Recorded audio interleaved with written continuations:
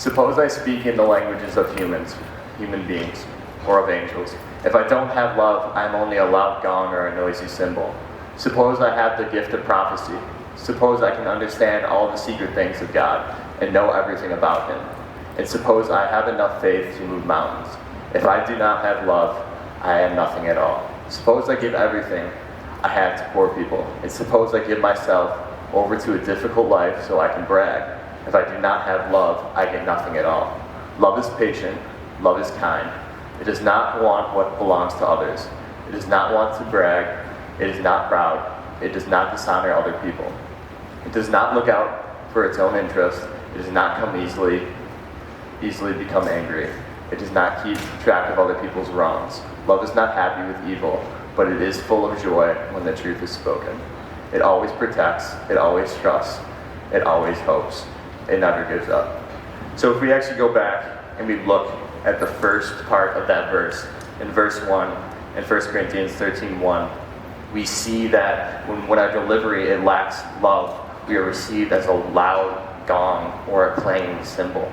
And that is exactly how Joseph was received by his brothers. He was a loud gong and a clanging cymbal, always repeating itself. So the next few weeks, we're going to see how this lack of love set off a painful chain of events in Joseph's life. And as you can see that Joseph's family, there's a lot of hurt. And when people get hurt, they want justice. So what is justice? Justice is when something is fair, lawful, or right. And justice cannot be the same thing as revenge. Because Joseph's family did not need more vengeance, they needed more love. But not only the love communicated in words, but in action, like Paul talked about. Because justice is not revenge. Justice is love in action.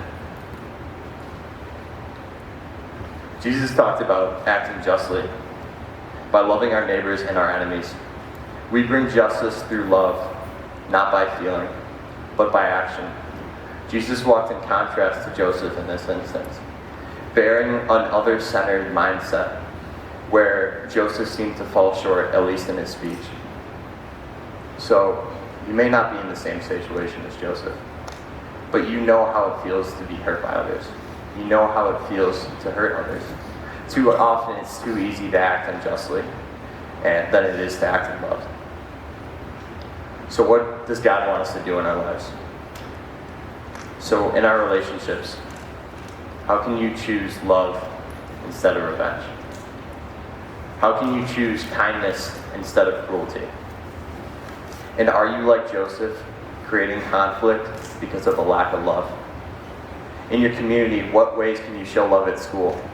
What ways can you show love in your neighborhood, in your sports team? And how can you put love in action to solve problems? And in the world, Jacob's favoritism caused conflict and division between Joseph and his brothers. When you look at the world around you, do you see conflict and division there too?